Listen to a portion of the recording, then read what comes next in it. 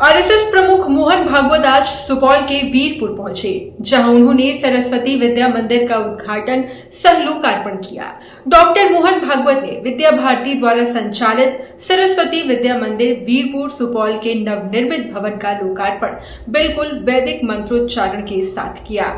कार्यक्रम में भारत नेपाल सीमा क्षेत्र के हजारों कार्यकर्ता और आम नागरिक मौजूद रहे।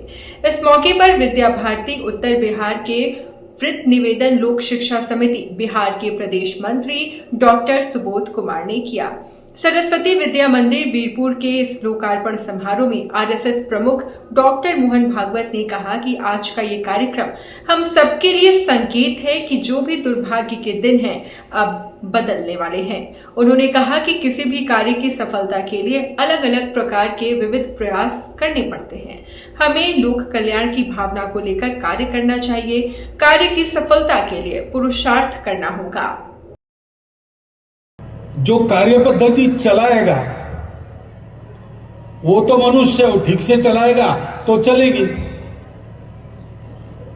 गाड़ी एक ही है, चलाने वाला ठीक है तो पहुंचाती है, चलाने वाला गड़बड़ है तो गड्ढे में ले जाती है। और अलग अलग प्रकार के विविध प्रयास करने वाले भी वही है, कार्यकर्ता ही है। इसलिए इन तीनों का मतलब है, 2 नंबर जिसका है कार्यकर्ता। पहला नंबर दिया है शुद्ध लोक मंगल के वैचारिक अधिष्ठान, और दूसरा नंबर दिया है काम करने वाला। तो भाग्य के दिन तो बदलते हैं, हमारे भी बदल जाएंगे, लेकिन पुरुषार्थ हमें करना पड़ेगा। पुरुषार्थ करने से पहली बात है अपना विचार साफ सुथरा लोक मंगलकारी शुभ बनाकर काम करना, कार्य पद्धति का ठीक से अनुसरण करना, और विविध प्रकार के अनेक जो प्रयास करने पड़ते हैं वो सब करना। ऐसा करते हैं तो भाग्य अपने आप अनुकूल होता है। यहां दैव को 5वां कहा गया है, दैवम चैवात्र पंचमम, ऐसा कहा है। ये बात ठीक है कि भाग्य अनुकूल होने से ही होता है, लेकिन भाग्य अनुकूल उसको ही होता है जो ये पहली 4 बातें करता है। और इसलिए हम सबको योग्य कर्ता बनना पड़ेगा। डॉक्टर भागवत ने कहा कि भाग्य को अनुकूल बनाने के लिए हमें योग्य कर्ता बनना होगा। विद्या भारती समाज के सहायता से देश भर से 21,000 विद्यालय आचार्य और आचार्य के परिश्रम से ये विद्यालय चल रहे हैं। इस अवसर पर विशिष्ट अतिथि राष्ट्रीय स्वयंसेवक संघ उत्तर पूर्व क्षेत्र के कार्यवाह डॉक्टर मोहन सिंह, लोक शिक्षा समिति बिहार के प्रदेश मंत्री डॉक्टर सुबोध कुमार, विद्यालय प्रबंधकारिणी समिति के सचिव डॉक्टर ललन सिंह, भारतीय उत्तर पूर्व क्षेत्र के क्षेत्रीय संगठन मंत्री ख्याली राम, राष्ट्रीय स्वयंसेवक संघ के क्षेत्र प्रचारक राम नवमी सहित कई अन्य गणमान्य मौजूद रहे। एक शब्द मैंने दिया है, वो वचन अधूरा है, ये कमी मुझे खलती थी। इस बार अनायास मेरे प्रवास क्रम में ही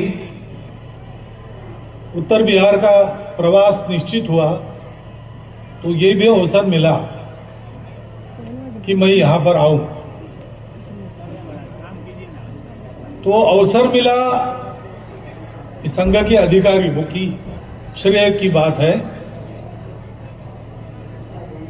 2020 में नहीं आया तो मेरे लिए आप लोग रुके रहे, तो आपके बड़े दिल की ये बात है। और कुल मिलाकर ऐसा है कि नियति का ये संयोग है।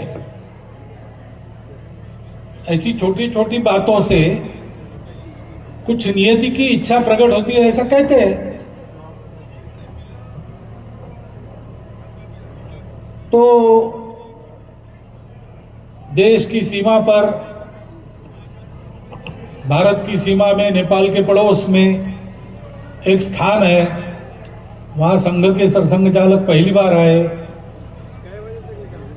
तो मैं समझता हूं कि हम सबके लिए ये एक संकेत है और ये एक सूचना भी है, संकेत ये है कि जो भी दुर्भाग्य के दिन होंगे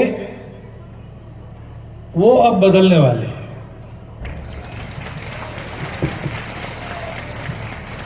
और सूचना ये है कि ये सब अपने आप नहीं होता, प्रयास करना पड़ता है।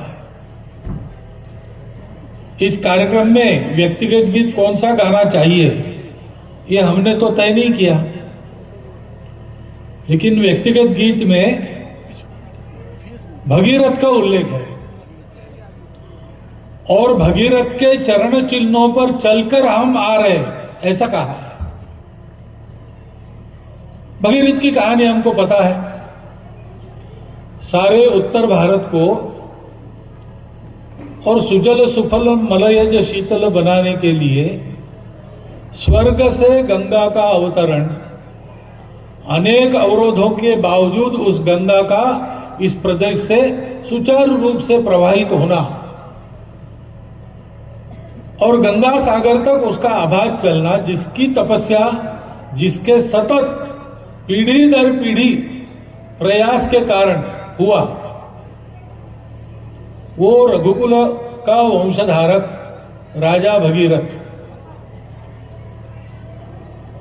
उसका नाम है।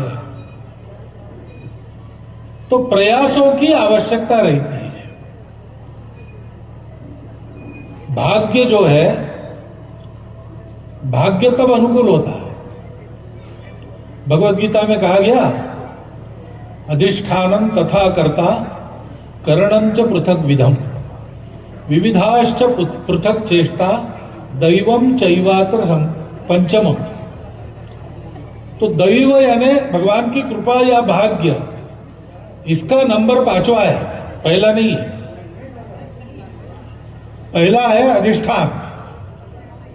जो भी आप कर रहे हैं उसके पीछे आपका जो चिंतन है वो सत्य पर आधारित चाहिए और कल्याण की, लोक मंगल की कामना लेकर चलना चाहिए।